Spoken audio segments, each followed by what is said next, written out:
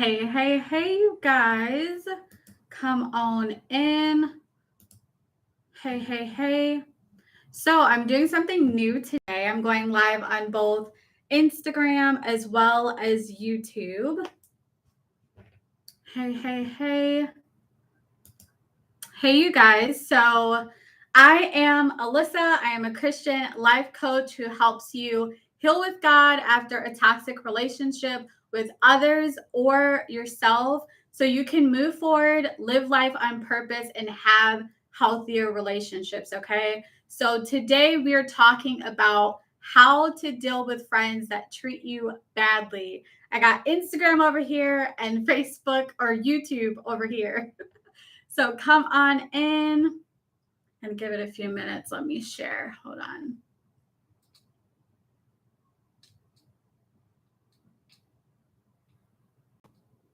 There we go. So again, today we're going to be talking about how to deal with friends that treat you badly, okay? So as you come on in, comment below with your name, where you're from in the world, where you're watching this at, okay? And do me a favor, hit the share button, share with those who may need this message, this live stream, okay? And feel free to ask any questions throughout. I will get to them towards the end for like a quick Q&A session, okay? So today we're asking the question, how do we deal with friends that treat us badly, okay? So let's start with the why. Why is it important to actually learn how to deal with friends that treat us badly or you badly?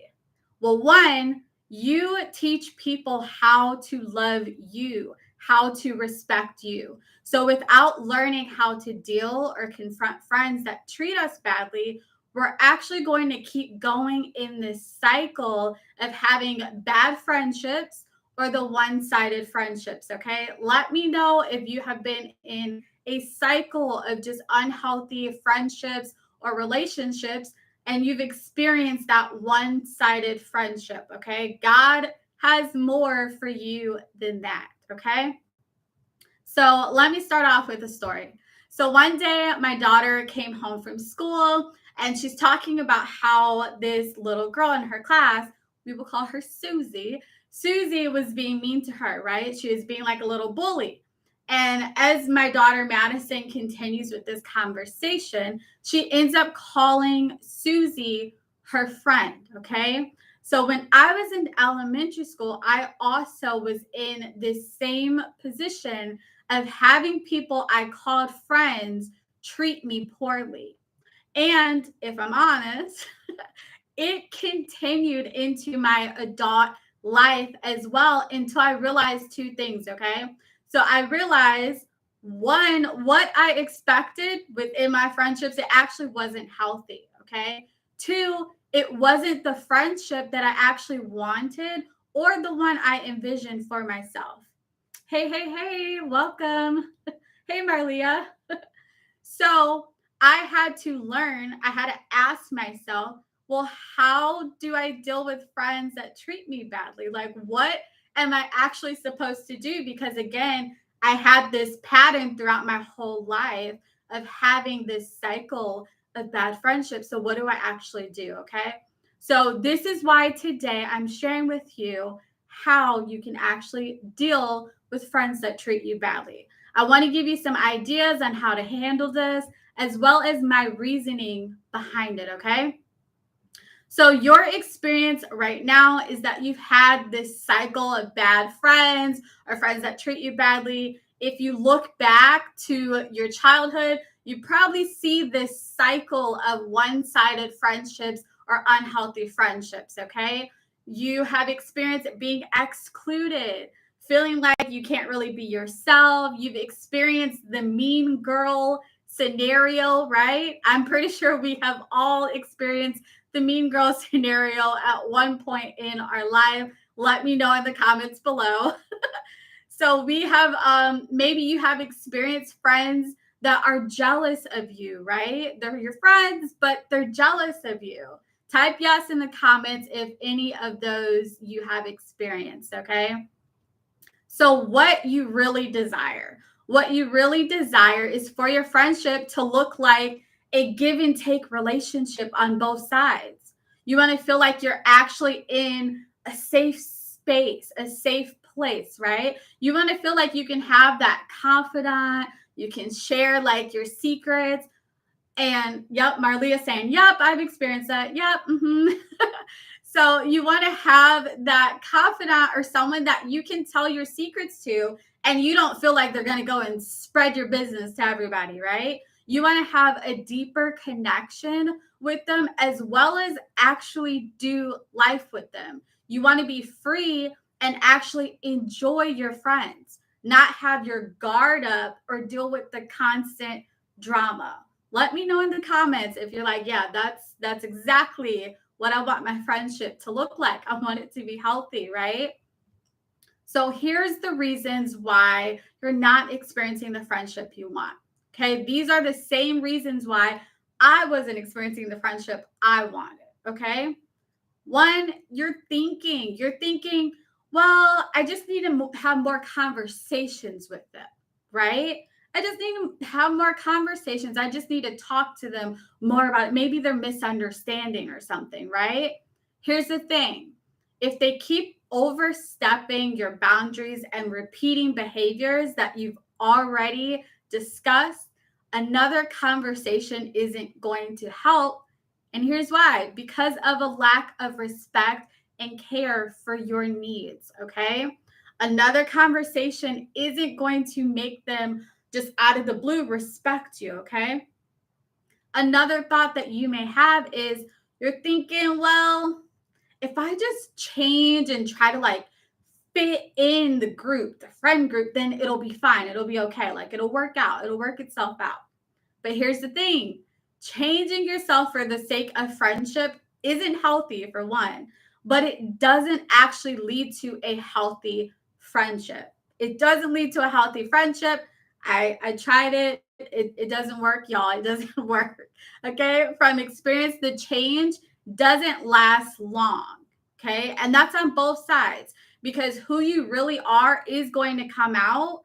And if they really aren't, viewing you as a friend or respecting you as a person, then as soon as oh, you know what? I'm tired of pretending. I'm tired of trying to fit in. They're going to go straight back to how they were treating you before. Okay. So changing yourself for the sake of a friendship never works. It never ends well. Okay. Another thought that you may be having is, well, I won't say anything. I'll just pray and try to keep the peace. Like, I'll just pray about it. God will do his thing. It will be fine. Right? Who has said some prayers like that? Where I'm not going to say anything. I'm going to just pray about it. Here's the thing. Within friendships, there are conversations that you have to have. This creates a false peace when we just say, oh, I'm not going to say anything. I'm not going to have the tough conversations. I'm just going to pray and try to keep the peace, and God will do his thing, right? That creates a false peace, because the time you're spending walking on eggshells to please them, holding your real thoughts back, trying to fit in, it's just creating a war within yourself. So you don't have peace. It looks like on the outside you have peace, but in the inside, you're lacking peace. Nope. This can also lead you to compromising on your morals and your values and the things of God. It can lead to the breakdown of not just your spirit, but also your soul, y'all. Like, this can actually cause like a war with your mind. It can weigh you down physically. We can't use prayer as a crutch. We can't use prayer to get out of the tough conversations that we actually need to have. Okay. So we can't use prayer as an excuse to not have the tough conversations and confront things. And it may feel uncomfortable, but God has given us all boldness. Okay. And we don't have to shrink back. Okay. We do not have to shrink back. Okay. So how do we actually deal with friends that treat us badly so we can have healthy friendships? Okay. So I got 6 tips for you. Okay. So tip 1, get clear on who is your friend and who's not. Okay. I shared the story about my daughter in the beginning. She was calling someone basically a bully, a friend, but no, honey, that's not your friend. That's not your friend. Friends do not treat you that way. Okay. So you have to get clear on who is your friend and who's not.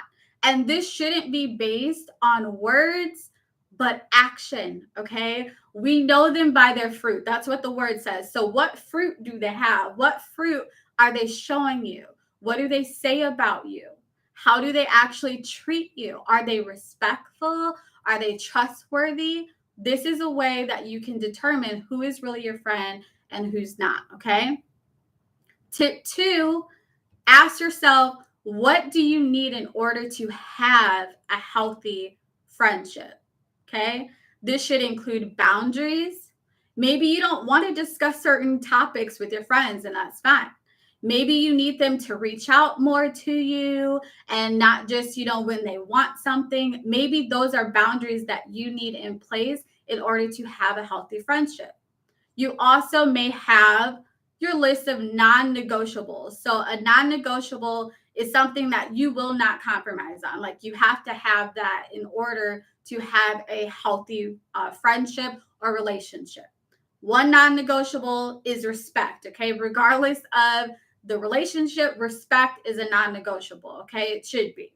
So maybe these are things like, well, I want them to be supportive. Like my friend, it has to be supportive. They have to come out to my events, unless they have something major coming up. They have to be spiritually minded. That is one of my non-negotiables. And then another one of my non-negotiables is they can't be gossipers. I've had that experience and nope, I can't do it. So for me, a non-negotiable is they cannot be a gossiper. You can't be in a safe space and you're a gossiper, because that does rub off. And that has been my experience. So nope, that is a non-negotiable. Okay. So whatever your non-negotiable is, make sure that you actually know, what do I need to have in place to have a healthy friendship? Okay. So tip 3, have the tough conversations, right? We talked about this before. Tough conversations, if you're not used to it, it can be uncomfortable at first. Like, I'll be honest, but it's not something that you can get around. You have to be able to voice those concerns. You have to be able to have the tough conversations, okay? You don't want to stay in a place of fear, of like always question, well, what are they going to say about it? What's going to be the consequence of that? You don't want to operate from a place of fear when it comes to having conversations or deciding not to have a conversation, okay? And then the other thing that I found is most people who don't have the tough conversations are passive aggressive. And passive aggressive, when you are that way, it will really hurt your relationships. It's not actually going to help you, okay? That destroys relationships. You have to have tough conversations, okay? So you have to voice the boundaries. You have to voice, hey, that upset me. You have to voice your needs, right? Without voicing it, you don't give them the opportunity to really make it right, okay? Tip 4, hold your friend accountable, okay? This means if they don't respect your boundary or what you voice, then there has to be a consequence or what you would call accountability for that, right? This ensures that they operate in humility and they have a chance to save the relationship, to have access to you, and to actually make it right, okay? If you want to be friends with someone, you should give them that opportunity, right? Also, this also keeps your heart space safe, okay? It keeps you safe and it allows you to continue to respect, accept, and choose yourself. Because when we don't do that, we end up betraying ourselves. When we don't hold people accountable, we betray ourselves and then we end up in self-rejection, and that's not healthy either, okay? So tip 5, be loyal to God first, okay? Be loyal to God first. Loyalty is great, right? Loyalty within friendships is great, but we have to be loyal to God first. We have to be careful who we choose to be loyal to. If someone is taking you away from God and who God has called you to be, and they're causing harm, you need to really evaluate the loyalty. We are loyal to God first, and God wants us to be healthy. For one, He wants us to be healthy, and He wants us in healthy relationships, okay? So we can't just be loyal to everybody. They actually have to be worthy of the loyalty, okay? So Jackie says, tough conversations is so necessary, even when one party doesn't want to participate. Persistence sometimes works, not always. Yes, 100%. 100%. Because sometimes people do push against you when you try to have those tough conversations, or like what I kind of say, like call them on their crap. When you decide to have those tough conversations, some people aren't going to like it, but they have to like it in order to continue to have access to you, because you get the opportunity to say, well, hey, this bothered me. If they don't want to have the conversation, well, all right, well, I guess, this is just where it's going to be at until you're ready for that conversation. So it's important to have the tough conversations, even when there's pushback. And sometimes that may involve just giving them space to regroup when it's not like as tense emotionally, and then trying to have it again. Because even like in marriage, that sometimes happen where like you're bumping heads, but sometimes you just need some space, regroup, and then you could have that healthy conversation. So yeah, that's good. So tip 6, you guys, is to heal the relationship you have with yourself. Okay, so when you are healthy and whole, it's easier to get rid of the junk. It's easier to be bold. It's easier to have and maintain healthy relationships because you're healthy. Without healing the relationship with yourself, you're going to have a hard time, okay? You're going to have a hard time standing up for yourself. You're going to have a hard time with perceiving things correctly, like determining who really is my friend. If you're not healthy, you're going to have a twisted view of what a healthy friend is, okay? Another thing is when you're healthy, you can perceive situations correctly. Okay, so an example of this would be if you're struggling with abandonment or rejection and you haven't healed from that, you're going to think everyone is harming you or doing something wrong. Or you're going to be in friendships with desperation of being accepted and loved, which isn't a healthy relationship. It doesn't bring those healthy results. Marlia says, haha, I was just writing about this, LOL. Great minds think alike. Yes. So this is why within my coaching, I focus on healing with God as well as practical tools to have healthier relationships, because you need both. Like you could do all steps 1 through 5, but if you don't heal, then you're not going to be able to do the other steps correctly. So you need both healing with God, but you also need those practical tools, okay? So I do both things within my coaching. So let me know if you have any questions below. And if you are someone like watching this live and you're like, yes, like I need help with this, I need help, then I do have some slots available for coaching as well. And you could check that out in the link in my bio. And then you guys, if you haven't heard, starting October 1st, I'm super excited about it. We are having Quiet Time Live, okay? So you can join me live every Saturday at 9 a.m. Central Standard Time starting October 1st. I will actually be on YouTube and Instagram just like today, and we will be praying together, doing devotionals, and sharing our reflections. I'm super, super excited about it. It's for Christian women who are really desiring to heal with God and desiring to just grow their relationship with God, okay? For October, we're actually focusing on our identity in Christ. So I hope to see y'all there. Let me check YouTube.